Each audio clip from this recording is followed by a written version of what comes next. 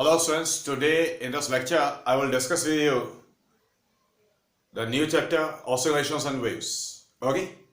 The very first topic of oscillations is periodic motion. तो देखिए बेटा periodic motion क्या होता है.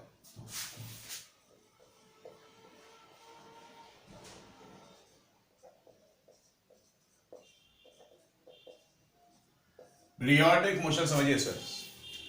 Let us suppose it as a sun और बेटा सन के चारों तरफ अर्थ रिवॉल्व कर रही है. तो अर्थ सन के चारों तरफ रिवॉल्व कर रही है. अर्थ का जो रेवोल्यूशन है around the sun that is not propelled by any external agency. Earth बेटा अपना रेवोल्यूशन एक फिक्स इंटरवल ऑफ टाइम में, जिसको 1 ईयर कहते हैं आप लोग, कंप्लीट करती है. तो स्टूडेंट्स ऐसे मोशन को पीरियोडिक मोशन कहते हैं. तो periodic motion is that motion which repeats itself over and again after the fixed interval of time. Got it sense? तो जब कोई भी periodic motion होता है, periodicity होती है, तो sense जो physical quantities exist करती हैं उनका periodic repetition होता है after the fixed interval of time. Got it sense? Now we will talk about vibratory motion.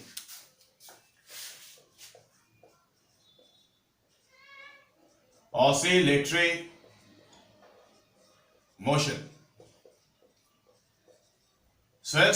Oscillatory motion और vibratory motion.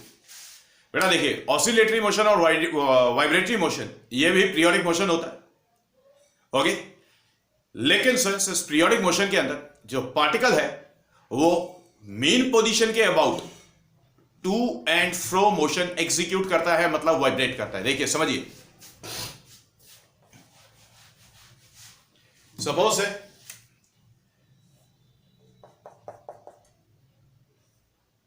we are talking about the pendulum. The bob is suspended from the rigid support with the help of the string. अब बेटा undisturbed position में the bob is located at the position say A and the rigid support at which the string is connected is say the point O. So we are going to say that this position OA, it is the equilibrium position and this equilibrium position is called the mean position. अब suppose करिए कि bob को right side तक displace किया और फिर release किया. तो बेटा राइट साइड तक डिस्प्लेस करने के बाद जब रिलीज करेंगे बॉब को, let us suppose say bob is at the position say B and at time t equals to 0 the bob is release from the position say B, then what will happen? बेटा bob ये वाला path describe करेगा. Clear? जब bob ये वाला path describe करेगा तो Bob पहले पॉइंट ए की तरफ मूव करेगा, फिर पॉइंट ए को ओवरशूट करेगा, फिर यहां से वापस पॉइंट ए की तरफ आएगा, फिर पॉइंट ए को ओवरशूट करेगा. Clear? So in this case we are going to say one vibration complete होगा, वन ऑसिलेशन कंप्लीट होगा. अब बेटा ये जो ऑसिलेशन कंप्लीट हो रहा है it is about the fixed position और the equilibrium position which is called the mean position. तो सिंस वाइब्रेटरी मोशन या ऑसिलेटरी मोशन डेफिनेशन दे रहा हूं, नोट कर लें. It is that periodic motion in which the particle executes to and fro motion or the back and forth motion about the fixed position called mean position. Okay, sirs? Example लिख ले, oscillations of simple pendulum. इसके यहां से simple harmonic motion. Simple harmonic motion से पहले यह बात समझिए कि बेटा कोई भी वाइब्रेटिंग पार्टिकल अगर होता है, the vibrating particle is under the influence of a restoring force. Particle के ऊपर हमेशा एक रेस्टोरिंग फोर्स लगती है and that restoring force is always directed towards the mean position. Okay sir? Clear? अब डिफरेंट ऑसिलेटिंग सिस्टम्स में ये जो रेस्टोरिंग फोर्स होती है ये अलग अलग होती है. क्लियर? मतलब it depends on the vibrating system. Okay, देखिए. Now we will talk about third thing, the simple harmonic motion. Simple harmonic motion. So simple harmonic motion ये वाइब्रेटरी मोशन का सिंपलेस्ट केस है. ओके, अब होता ये vibratory motion है, लेकिन जो वाइब्रेटिंग पार्टिकल है, vibrating particle is under the influence of the restoring force and that restoring force is always directed towards the mean position and is directly proportional to the displacement of the particle. Okay, तो मैं definition दे रहा हूं, note कर लिया.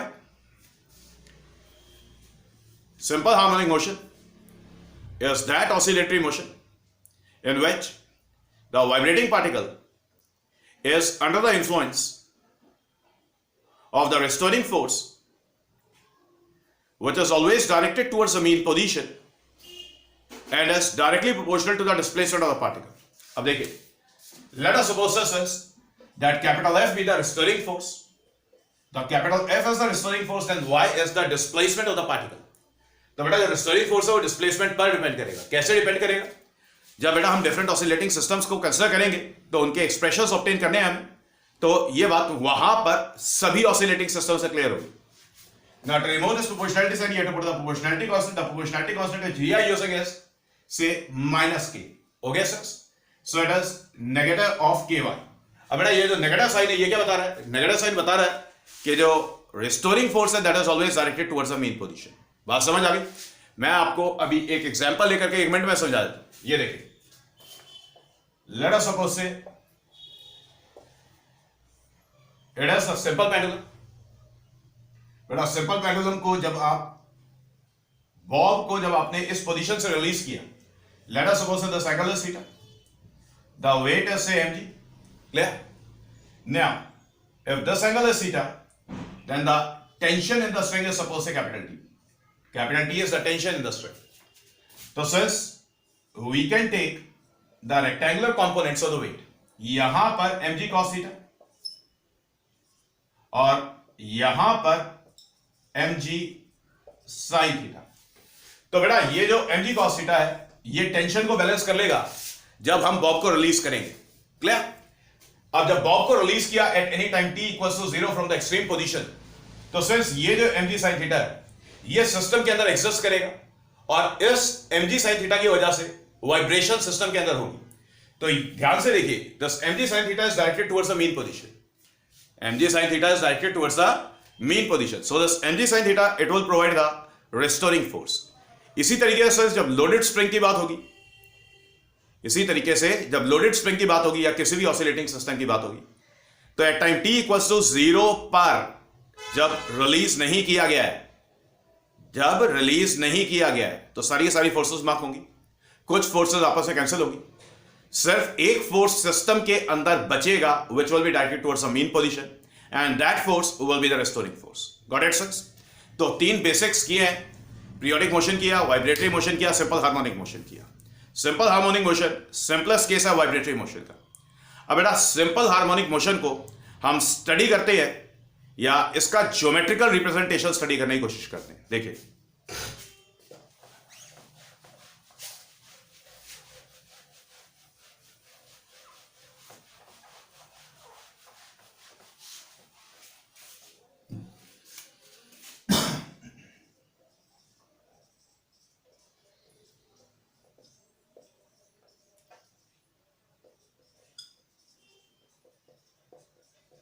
geometric representation of simple harmonic motion.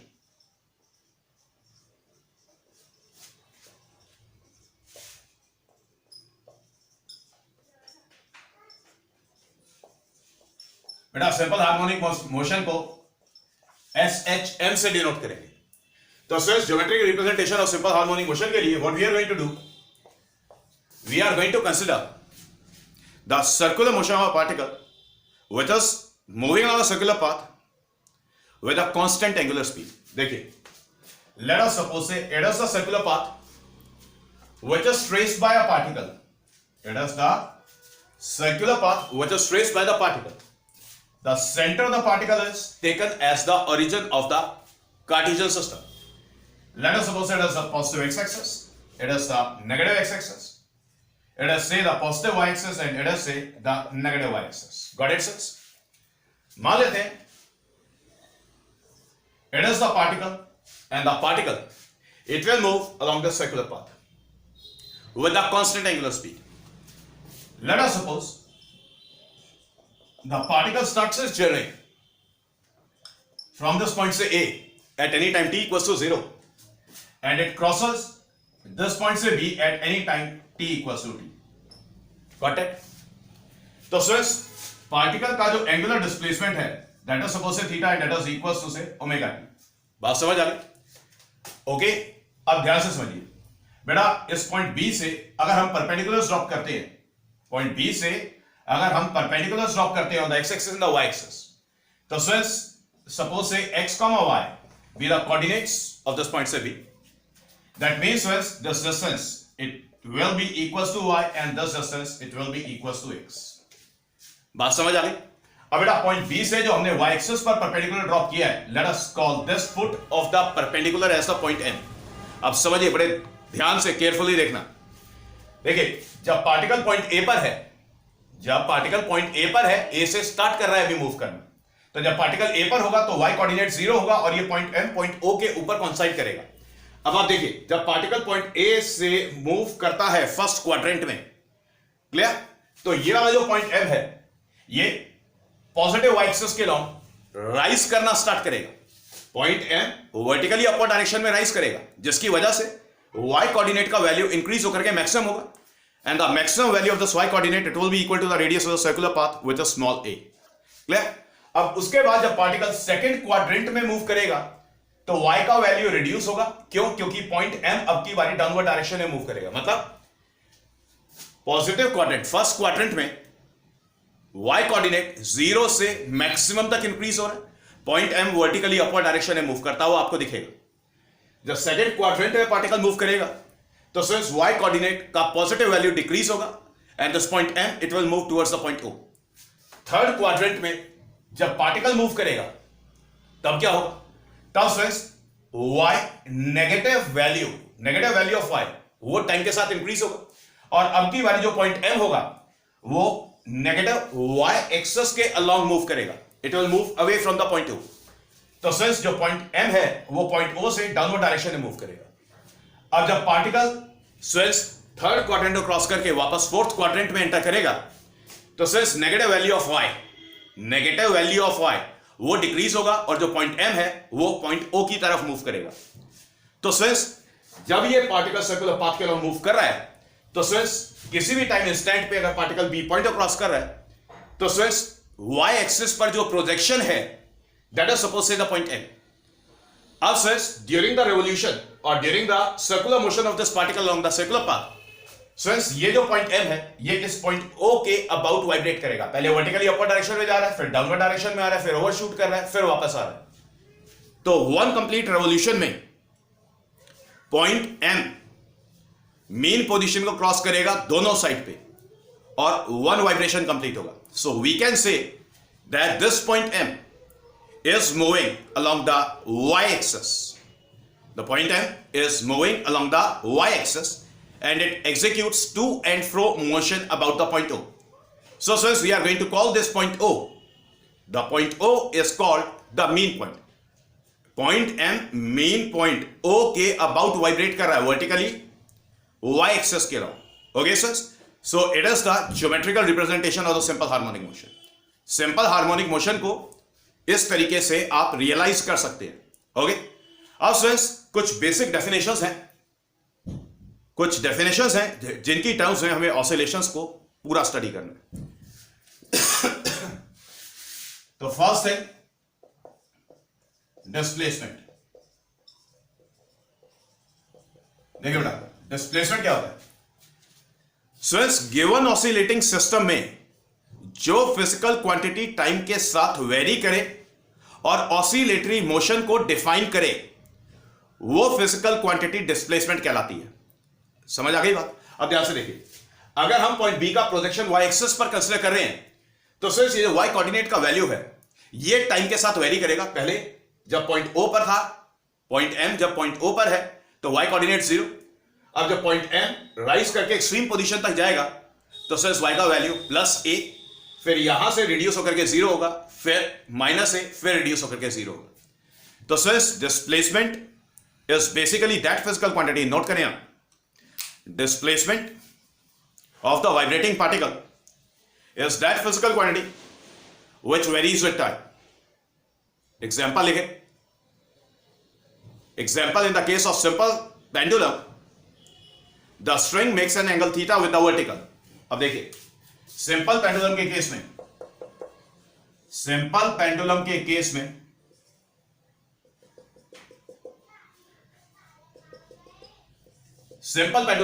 में देखिए at time t equal to 0 पर जब B पॉइंट से बॉब को रिलीज किया गया तो स्टूडेंट्स ये वाला जो स्ट्रिंग है ये वर्टिकल के साथ एंगल थीटा डिफाइन कर रहा है।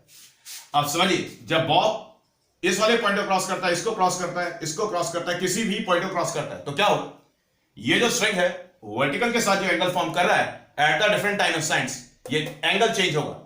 So students vibrating simple pendulum के केस में this angle theta which the string makes with the vertical it changes with time. So this angle theta it is said to be the displacement. Angle theta is said to be the displacement. Okay, दूसरा example देता हूं। Students जब sound waves किसी भी medium के अंदर से propagate करती है तो मीडियम के अंदर प्रेशर ऑफ द मीडियम में एक टेम्परेरी चेंज आता है और प्रेशर का मैग्नीट्यूड पीरियोडिकली वेरी करता है। तो यहां पर प्रेशर का जो इंस्टेंटेनियस वैल्यू होगा उसको डिस्प्लेसमेंट बोलेंगे। क्लियर? लोडेड स्प्रिंग का एग्जांपल देखिए, लोडेड स्प्रिंग का एग्जांपल देखिए।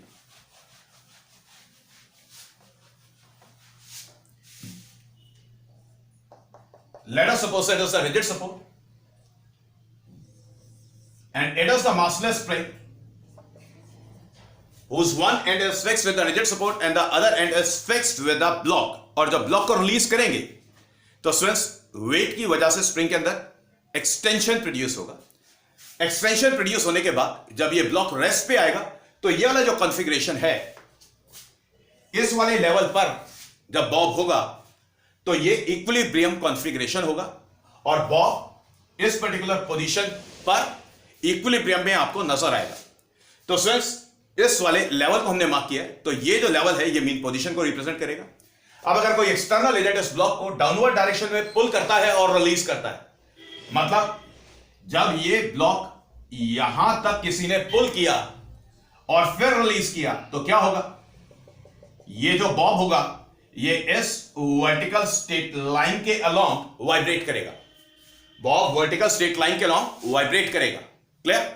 तो स्टूडेंट्स किसी भी इंस्टेंट पे लेट अस सपोज से y is the distance of the block from the mean position. तो जब ये ब्लॉक इस स्ट्रेट लाइन के अलोंग वाइब्रेट कर रहा होगा तो ये जो y का वैल्यू है ये टाइम के साथ चेंज होगा। So in this case the distance of the block from the mean position it will be the displacement. Got it students? तो जो डिस्प्लेसमेंट वर्ड काइनेमैटिक्स में यूज किया था वो यहां पे यूज नहीं होगा। डिस्प्लेसमेंट बेसिकली वो फिजिकल क्वांटिटी होगी जो ऑसिलेटरी मोशन के अंदर टाइम के साथ वेरी करेगी और पीरियोडिसिटी को एक्सप्लेन करेगी। Got it? Now the second thing, समझ गए? साथ साथ कॉपी करते जाएं। Second thing is amplitude. बेटा एम्पलीट्यूड ऑफ वाइब्रेशन क्या होता है? एम्पलीट्यूड ऑफ वाइब्रेशन क्या होता है?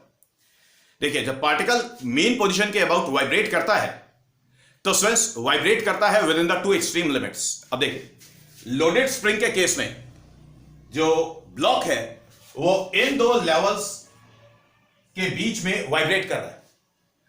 क्लियर? अगर हम डाउनवर्ड साइड को पॉजिटिव ले रहे हैं, लेट अस सपोज इसको पॉजिटिव ले रहे हैं, मर्जी आपकी, किसी को भी पॉजिटिव या नेगेटिव ले सकते हैं, तो अपवर्ड साइड को आपको नेगेटिव लेना पड़ेगा। यहां पर पॉइंट ओ हमने मार्क किया तो point O is said to be the mean position. यहां पर हमने पॉइंट ए मार्क किया, this point A and this point से B, they are called as the positive extreme and the negative extreme respectively. Clear?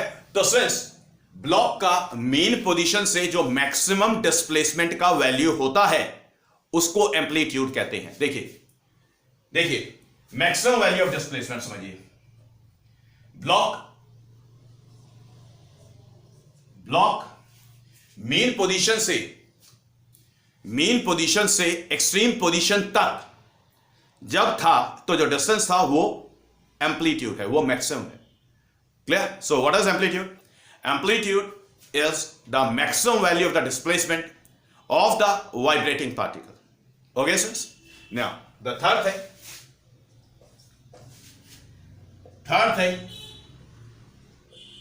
Time period. Time period क्या होता है? Since it is simply that time in which the one vibration is said to be completed. तो one vibration complete कब होता है? One vibration complete देखिए, अगर कोई भी पार्टिकल लेट अस सपोज से इस स्ट्रेट लाइन के लॉन्ग वाइब्रेट कर रहा है and the point O is the mean position. Late us suppose से ये जो राइट हैंड साइड है, राइट हैंड साइड में हमने पॉइंट A मार्क किया, तो राइट हैंड साइड को हम पॉजिटिव साइड मान रहे हैं, तो this point A is said to be the positive extreme. फिर ये लेफ्ट साइड पर हमने पॉइंट B मार्क किया, this point B is said to be the negative extreme. Clear? Let us suppose it is the particle crossing the mean position. तो mean position से पहले particle right side पे, फिर right side से वापस mean position की तरफ आएगा, तो we are going to say that half vibration is completed. Half vibration is completed. अब first half of the vibration में ध्यान से देखिए, आपको टू सेगमेंट्स दिखाई देंगे. पहला तो forward journey towards the point A, फिर backward journey from the point A towards the mean position. Got it sense? So O से ए तक और ए से वापस ओ तक one half of the vibration is completed. आधा vibration complete हुआ. फिर उसके बाद पार्टिकल मीन पोजीशन को ओवरशूट करेगा, नेगेटिव टेरिटरी में मोशन एग्जीक्यूट करेगा और फिर वापस आएगा. यहां पर भी एग्जैक्टली टू डिफरेंट सेगमेंट्स होंगे. क्लियर? पहला फॉरवर्ड जर्नी और दूसरा बैकवर्ड जर्नी. तो ये पूरा मिलाकर के पॉजिटिव और नेगेटिव में दोनों सेगमेंट्स को काउंट करके we are going to say that one vibration is completed. अब बेटा ये वन वाइब्रेशन कंप्लीट होने में जितना भी टाइम लगा, that is called the time period of vibration. Clear? So what is time period? It is the total time in which one vibration is supposed to be completed. Okay? Now, the fourth thing is the frequency of vibration. Frequency of vibration. Frequency of vibration. बेटा ये frequency of vibration क्या होता है? Since कितने vibrations 1 second में complete हुए, उसको frequency of vibrations कहते हैं. सो फ्रीक्वेंसी ऑफ वाइब्रेशंस लिख लें यहां. It can be defined as the number of vibrations which get completed in 1 second. तो since let us suppose say nu be the frequency of vibrations and capital T be the time period. Capital T be the time period of vibrations. तो since frequency और time period में relation होता है, frequency is the reciprocal of the time period and the SI unit of frequency new is hertz, और इसको HZ से denote करते हैं. इसको साइकिल्स पर सेकेंड भी बोलते हैं, साइकिल्स पर सेकेंड भी बोलते हैं. Got it sense? तो 4 डेफिनेशंस क्लियर हो गई. Now we will talk about the next thing. Fifth, angular frequency. Angular frequency. Angular frequency. देखिए बेटा, angular frequency of any periodic motion or any vibrating motion or oscillatory motion or simple harmonic motion, it is simply the product of 2 pi and the frequency. So the angular frequency is just the product of 2 pi and the frequency of vibrations. And the SI unit, or first of all, let us write this angular frequency in terms of time.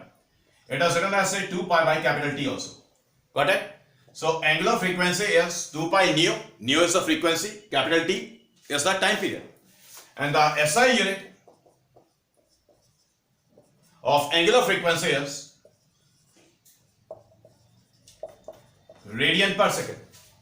Radian per second. Got it, sense? So these are the 5 basic definitions which will get repeated or which will be used in this chapter. Okay? One more thing, that is phase. It is the 6th thing, phase. देखिए बेटा, ये phase वो physical quantity है जो particle का status बताता है. Vibrating particle का स्टेटस बताता है. स्टेटस में 2 चीजें आती हैं. पहला तो वाइब्रेटिंग पार्टिकल का पोजीशन और दूसरा वाइब्रेटिंग पार्टिकल का डायरेक्शन ऑफ मोशन. समझिए, देखिए, लेट अस सपोज से it is the mean position. ये वाली साइड पॉजिटिव और ये वाली साइड नेगेटिव.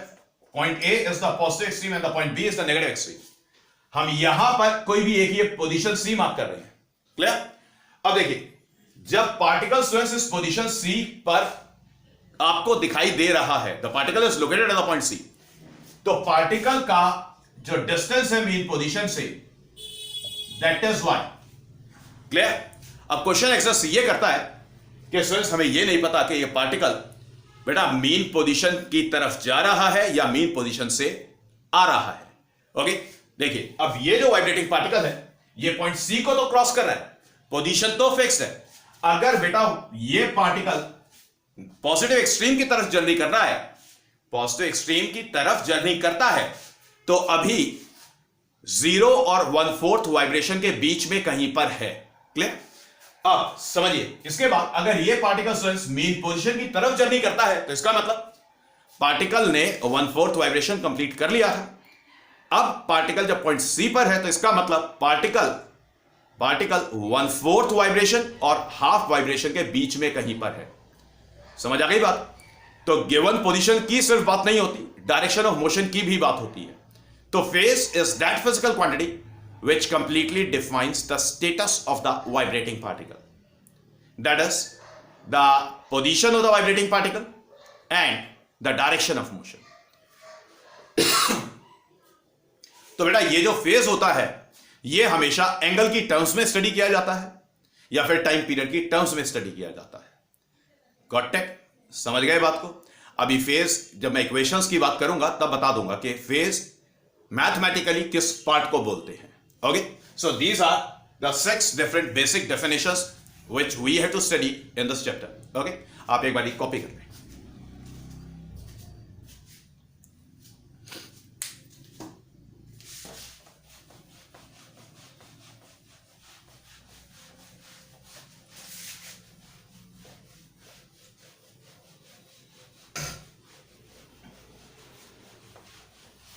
अब ध्यान से देखिए, stress displacement of the vibrating particle का इक्वेशन हम डिफाइन करने वाले हैं। Equation of displacement of particle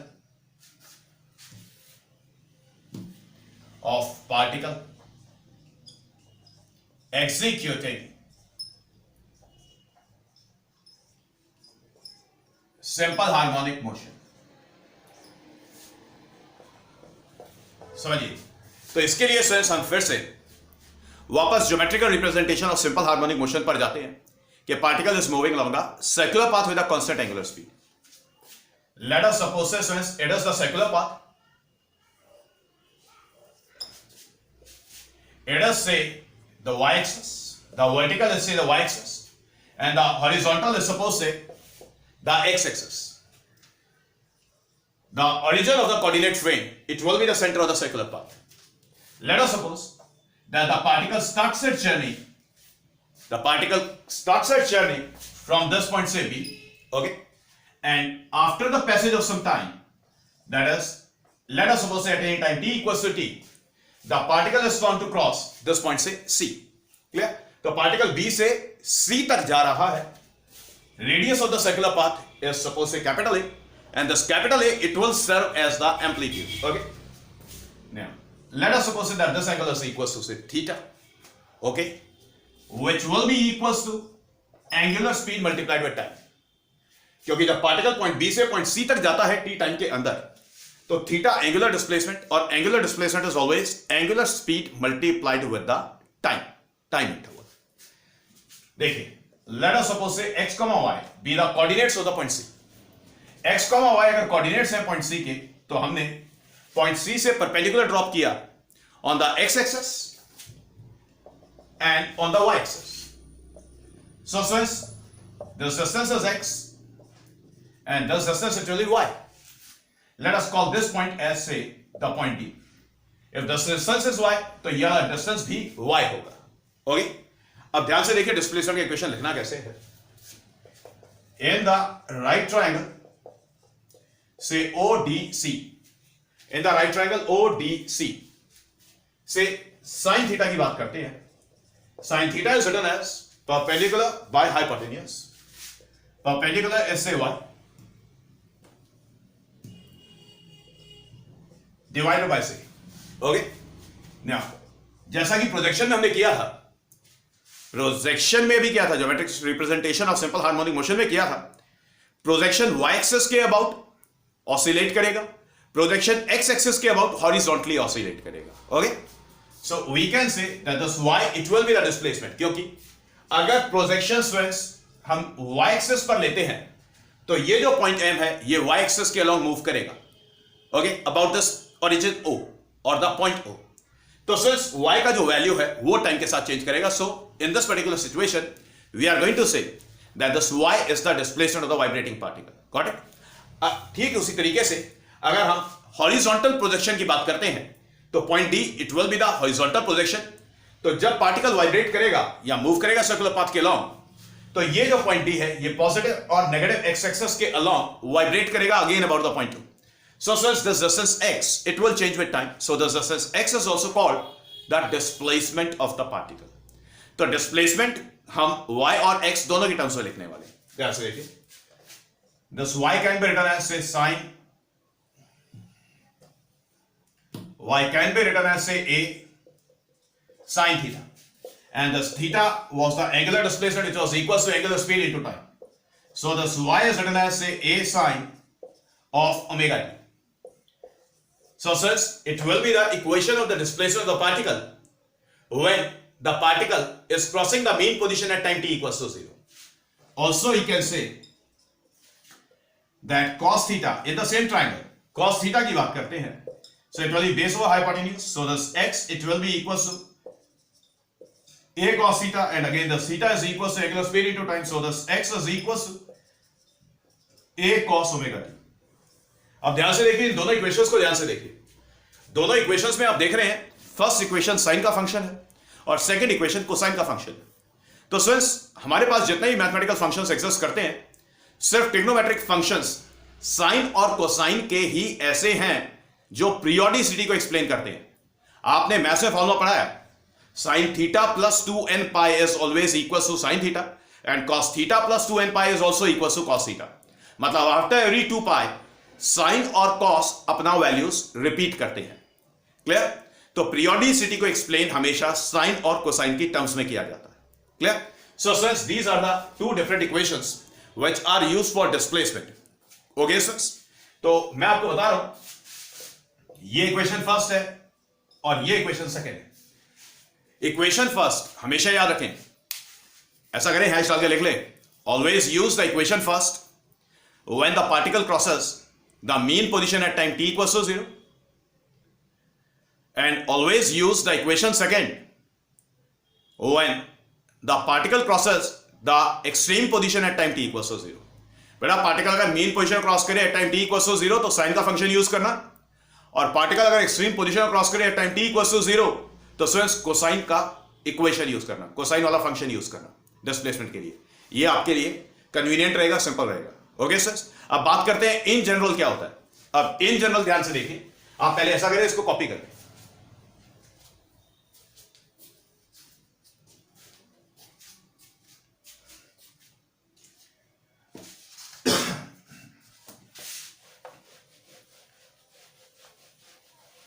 अभी देखिए स्टूडेंट्स, यहां पर तो हमने मान लिया कि particle at time t equals to 0 point B को क्रॉस कर रहा है.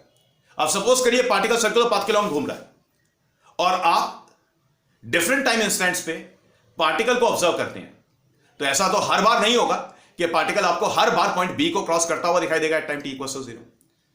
क्लियर? अब अगर हम हॉरिजॉन्टल एक्सिस को मीन पोजीशन मान ले तो सिर्फ तीन पॉसिबिलिटी, या तो पार्टिकल मीन पोजीशन क्रॉस करेगा, या पार्टिकल मीन पोजीशन क्रॉस कर चुका होगा, या पार्टिकल मीन पोजीशन पर आने वाला होगा. तो सिंस फर्स्ट सिचुएशन के पार्टिकल मीन पोजीशन क्रॉस कर रहा है, उसकी इक्वेशन आपने देख ली है. अब सेकंड सिचुएशन ध्यान से देखिए, सेकंड सिचुएशन ध्यान से देखिए.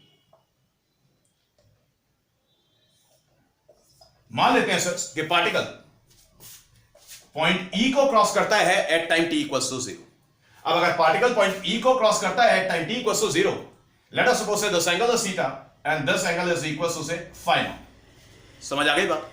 अब बेटा पार्टिकल जब पॉइंट E से पॉइंट C तक जाएगा तो सिर्फ ये पूरा एंगल ओमेगा t होगा. Got it? और राइट ट्रायंगल के अंदर in the right triangle say CDO.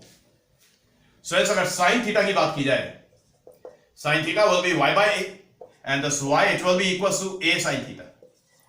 Okay? अब की बारी स्टूडेंट्स हम थीटा को ओमेगा टी नहीं बोल सकते. फिगर में आपको दिखाई दे रहा है the angle omega t it is equals to theta plus phi naught. Okay sir? So the theta can be written as omega t minus of phi naught. So the y can be written as a sin omega t minus phi naught. बात समझ आ गई? इसी तरीके से students हम cosine का function लिख सकते हैं. Also we can say that x it will be written as say a cos omega t minus phi naught.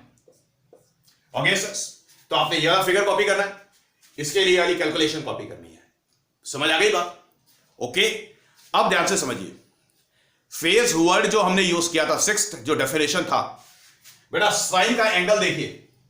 Sign का जो फंक्शन है या कोसाइन का जो फंक्शन है, इसका एंगल देखिए. आपको एंगल दिखाई दे रहा है omega t minus phi naught. Omega t minus phi naught. तो बेटा साइन और कोसाइन फंक्शन का जो एंगल होता है, जो आर्ग्यूमेंट होता है, वो मैथमेटिकली फेज को रिप्रेजेंट करता है. तो phase of the vibrating particle क्या हो जाएगा? It will be omega t minus phi naught. Okay, और जो देखिए इस फेज के अंदर दो पार्ट्स आपको दिखाई दे रहे हैं. एक टाइम के ऊपर डिपेंड कर रहा है विच इज ओमेगा टी, मतलब आपने वाइब्रेटिंग पार्टिकल का मोशन ऑब्जर्व किया था टी टाइम इंटरवल के लिए. और आपको एक पार्ट दिखाई दे रहा है जो टाइम पर डिपेंड नहीं कर रहा है विच इज फाइ नॉट. तो फ्रेंड्स ये टाइम इंडिपेंडेंट पार्ट जो फेज का होता है, इसको बोलते हैं इनिशियल फेज. समझ आ गई बात? तो ये वाला फिगर और ये वाली कैलकुलेशन आप कॉपी कर लें.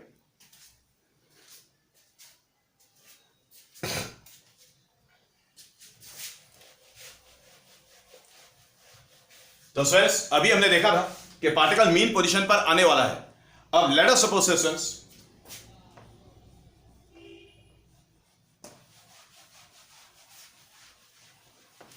अगर पार्टिकल मीन पोजीशन क्रॉस कर चुका है,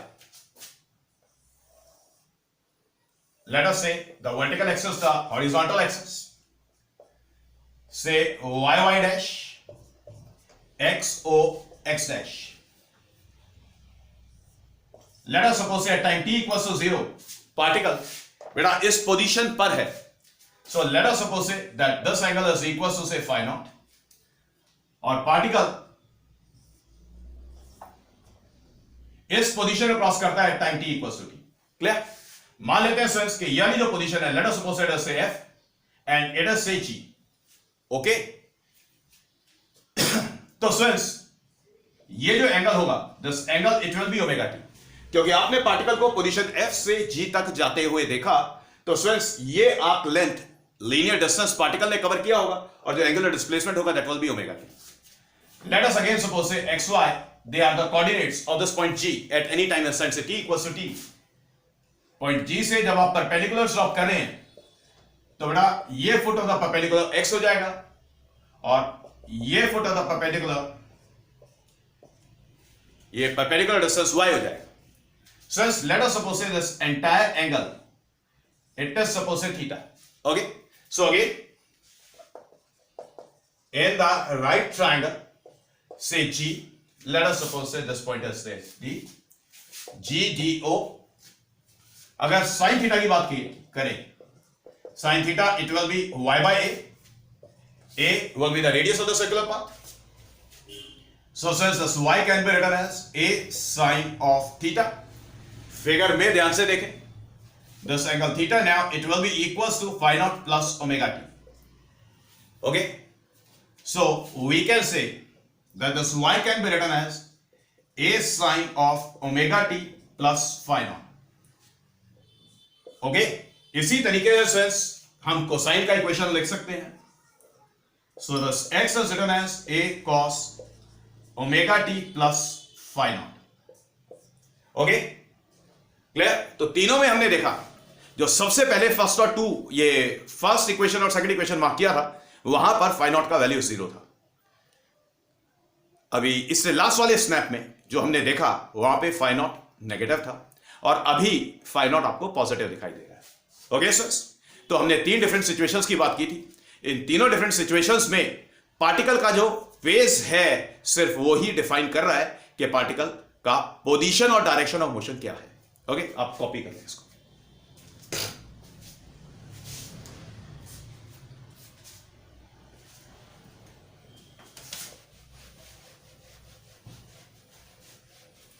सो फ्रेंड्स, अगर जनरल बात की जाए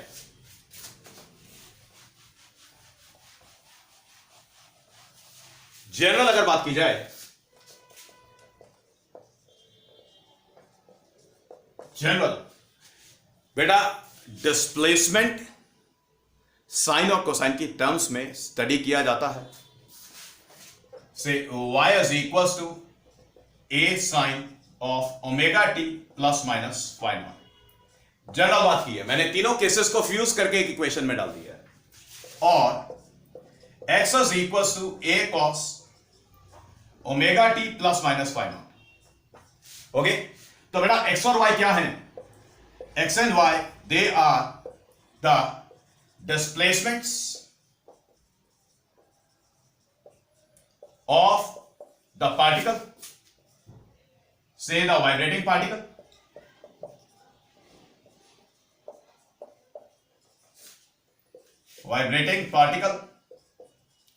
at time t equals to say t, at any time instant। जो डिस्प्लेसमेंट है दैट इज x और y। क्लियर? ये जो स्मॉल a आपको दिखाई दे रहा है साइन और कोसाइन के लेफ्ट में, इसको बोलते हैं amplitude of vibration. Amplitude of vibration means the maximum value of displacement of the particle. So hence omega t plus minus phi naught, ये जो आपको साइन और कोसाइन का एंगल दिखाई दे रहा है, इसको बोलते हैं फेज। ये फेज होता है, phase of vibrating particle.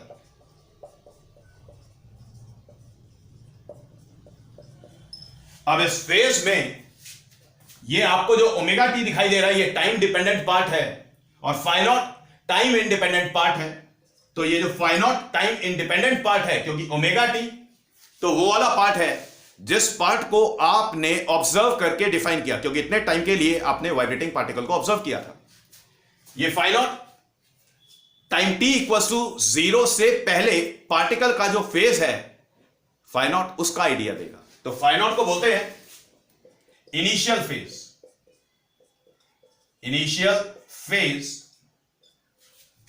Of vibrating particle.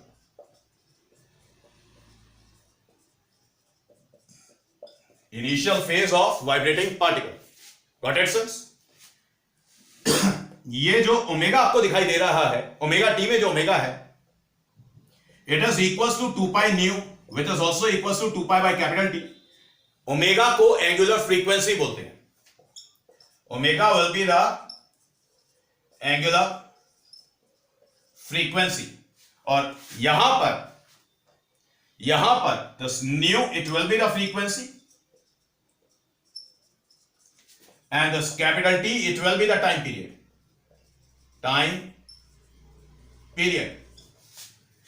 Period of vibrations. बात समझ आ गई? तो सिर्फ इस ब्रीफिंग को आपने हमेशा याद रखना है। पूरे पीरियोडिक मोशन को, पूरे वाइब्रेटरी मोशन को, पूरे सिंपल हार्मोनिक मोशन को हमेशा इन इक्वेशंस में स्टडी किया जाता है। तो डिस्प्लेसमेंट वर्ड काइनेमेटिक्स से कैसे डिफरेंट है, आई होप आपको क्लियर हो गया। तो फ्रेंड्स, आप पहले इसको कॉपी करें।